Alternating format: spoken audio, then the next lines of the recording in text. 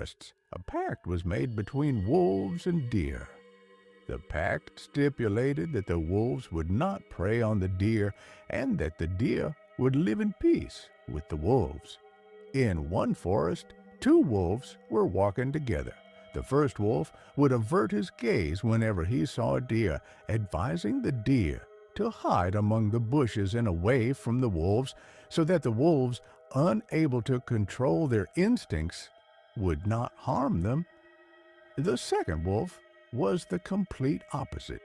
He didn't care whether he looked at the deer or not, and often his mouth watered at the sight of them. But he resisted his instincts and went to each deer individually, warning them not to listen to the first wolf because he was a lustful wolf. The same scenario repeated itself every day. The first wolf would avert his gaze and advise the deer to use the bushes as a barrier between themselves and the wolves. The second wolf would look at the deer and tell them not to listen to the first wolf, continuing to accuse him of lust. One day, the first wolf was walking alone in the forest when he heard a noise coming from a cave. He entered the cave to find the source of the noise, and there he saw the second wolf with his mouth full of blood eating a deer. After a few moments, the first wolf spoke to the second wolf, saying, "What have you done? Couldn't you control your instincts this time?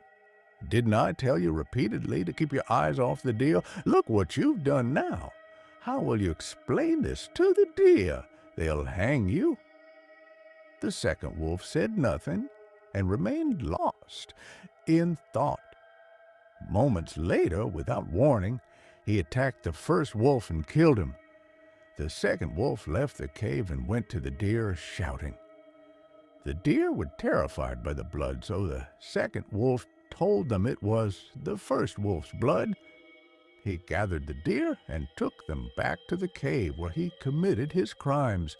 He fabricated a story, saying that he had been walking when he heard a noise in the cave, and when he went to investigate, he found the first wolf eating a deer.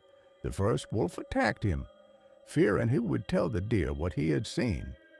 After a fierce fight, he managed to kill the first wolf. The second wolf added, "Didn't I tell you he's a lustful wolf? That's why he lowers his gaze and tells you to use the bushes as a barrier between you and him.